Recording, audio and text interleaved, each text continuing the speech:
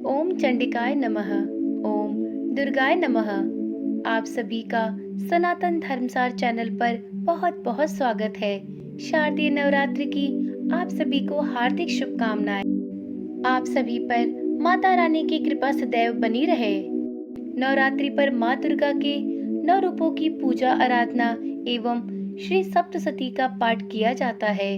आप हमारे चैनल पर भी श्री दुर्गा सप्तशती के सभी पाठ प्रतिदिन सुन सकते हैं और साथ ही नवरात्रि के पूरे 9 दिन माँ दुर्गा के 9 स्वरूपों की कथाएं, स्तुति, मंत्र एवं पूजा विधि का भी श्रवण कर सकते हैं। नवरात्रि के दूसरे दिन श्री दुर्गा सप्तशती के अध्याय 2 के साथ अध्याय 3 का भी श्रवण किया जाता है।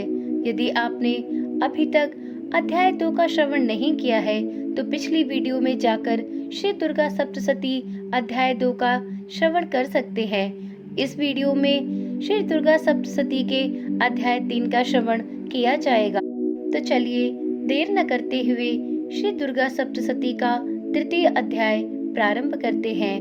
श्री दुर्गा सप्तशती के तृतीय अध्याय का पाठ प्रारंभ करने से पहले श्री गणेश भगवान का हृदय में नमन करते हुए पाठ को प्रारंभ करते हैं। ओम श्री गणेशाय नमो नमः। ओम चंडिकाय नमो नमः। ओम दुर्गाय नमो नमः। अध्याय 3 में 44 श्लोकों में सेनापतियों सहित महिषासुर के वध का वर्णन किया गया है। महर्षि मेधा ने कहा, महिषासुर की सेना नष्ट होती देखकर उस सेना का सेनापति चिछुर क्रोध में भर देवी के साथ युद्ध करने के लिए आगे बढ़ा। वह देवी पर इस प्रकार बाणों की वर्षा करने लगा मानो सुमेरु पर्वत पानी की धार बरसा रहा हो। इस प्रकार देवी ने अपने बाणों से उसके बाणों को काट डाला, उसके घोड़ों व सारथी को भी मार दिया, साथ ही उसके धनुष और उसकी अत्यंत ऊंची ध्वजा को भी काटकर नीचे गिरा दिया। उसका धनुष कट जाने के पश्चात उसके शरीर के अंगों को भी अपने बाणों से बींध दिया। धनुष, घोड़ों और सारथी के नष्ट हो जाने पर वह असुर ढाल और तलवार लेकर देवी की तरफ दौड़ा आया। उसने अपनी तीक्ष्ण धार वाली तलवार से देवी के सिंह के मस्तक पर प्रहार किया और बड़े वेग से देवी की बाईं भुजा पर वार किया, किंतु देवी की बाईं भुजा को छूते ही उस दैत्य की तलवार टूटकर 2 टुकड़े में विभक्त हो गई। इससे दैत्य ने क्रोध में भरकर शूल हाथ में और उसे भद्रकाली देवी की ओर फेंका। देवी की ओर आता हुआ वह शूल आकाश से गिरते हुए सूर्य के समान प्रज्वलित हो उठा। उस शूल को अपनी ओर आते हुए देखकर देवी ने भी शूल छोड़ा और महाअसुर के शूल के 100 टुकड़े कर दिए और साथ ही महाअसुर के प्राण भी हर लिए। चिछुर के मरने पर देवताओं को दुख देने वाला चामर नामक दैत्य हाथी पर सवार होकर देवी से लड़ने के लिए आया और उसने आने के साथ ही शक्ति से प्रहार किया, किंतु देवी ने अपनी हुंकार से ही उसे तोड़कर पृथ्वी पर डाल दिया। शक्ति को टूटा हुआ देखकर दैत्य ने क्रोध से लाल होकर शूल को चलाया, किंतु देवी ने उसको भी काट दिया। इतने में देवी का सिंह उछलकर हाथी के मस्तक पर सवार हो गया और दैत्य के साथ बहुत ही तीव्र युद्ध करने लगा। फिर वह दोनों लड़ते हुए हाथी पर से पृथ्वी पर आ गिरे और दोनों बड़े क्रोध से लड़ने लगे। फिर सिंह बड़े जोर से आकाश की ओर उछला और जब पृथ्वी की ओर आया तो अपने पंजे से चामर का सिर धड़ से अलग कर दिया। क्रोध से भरी हुई देवी ने शिला और वृक्ष आदि की चोटों से उदग्र को भी मार दिया। कराल को दांतों, मुक्कों और थप्पड़ों से चूर्ण कर डाला। क्रुद्ध हुई देवी ने गदा के प्रहार से उद्धत दैत्य को मार गिराया। भिंदीपाल से वाष्पकल को, बाणों से ताम्र तथा अंधक को मौत के घाट उतार दिया। तीनों नेत्रों वाली परमेश्वरी ने त्रिशूल से उग्रास्य, उग्रवीर और महाहनु नामक राक्षसों को मार गिराया। उसने अपनी तलवार से विडाल नामक दैत्य का सिर काट डाला तथा अपने बाणों से दुर्धर और दुर्मुख राक्षसों को यमलोक को पहुंचा दिया।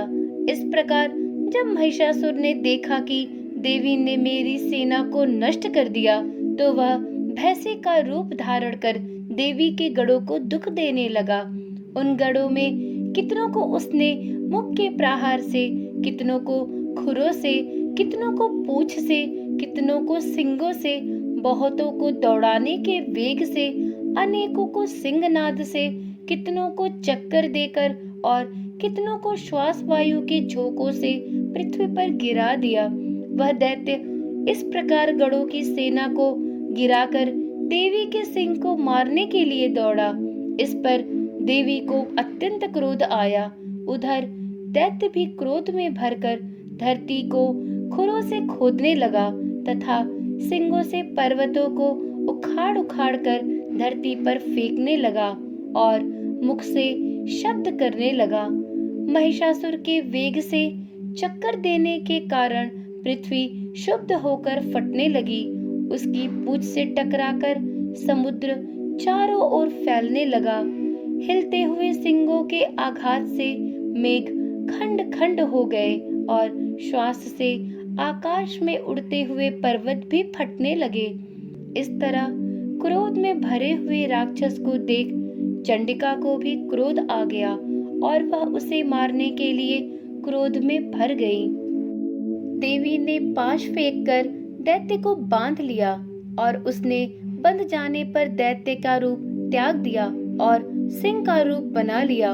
और ज्यों ही देवी उसका सिर काटने के लिए तैयार हुई कि उसने पुरुष का रूप बना लिया, जो कि हाथ में तलवार लिए हुए था। देवी ने तुरंत ही अपने बाणों के साथ उस पुरुष को उसकी तलवार ढाल सहित बींध डाला। इसके पश्चात वह हाथी के रूप में दिखाई देने लगा और अपनी लंबी सूंड से देवी के सिंग को खींचने लगा और गर्जना करने लगा। देवी ने अपनी तलवार से उसकी सूंड काट डाली। तब राक्षस ने एक बार फिर भैंसे का रूप धारण कर लिया और पहले की तरह चर अचर जीवों सहित समस्त त्रिलोकी को व्याकुल करने लगा। इसके पश्चात क्रोध में भरी हुई देवी बारंबार उत्तम मधु का पान करने लगी और लाल लाल नेत्र करके हंसने लगी। उधर बल, वीर्य तथा मद से क्रुद्ध हुआ दैत्य भी गरजने लगा। अपने सिंगों से देवी पर पर्वतों को फेंकने लगा। देवी अपने बाणों से उसके फेंके हुए पर्वतों को चूर्ण करती हुई बोली, ओ मूढ़, जब तक मैं मधुपान कर रही हूँ तब तक तू गरज ले और इसके पश्चात मेरे हाथों तेरी मृत्यु हो जाने पर देवता गरजेंगे। महर्षि मिधा ने कहा। यूं कहकर देवी उछलकर उस दैत्य पर जा चढ़ी और उसको अपने पैर से दबाकर शूल से उसके गले पर आघात किया। देवी के पैर से दबने पर भी दैत्य अपने दूसरे रूप से अपने मुख से बाहर होने लगा।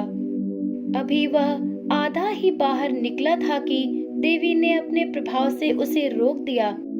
जब वह आधा निकला हुआ ही दैत्य युद्ध करने लगा तो देवी ने अपनी तलवार से उसका सिर काट दिया। इसके पश्चात सारी राक्षस सेना हाहाकार करती हुई वहां से भाग खड़ी हुई और सब देवता अत्यंत प्रसन्न हुए तथा ऋषियों महर्षियों सहित देवी की स्तुति करने लगे।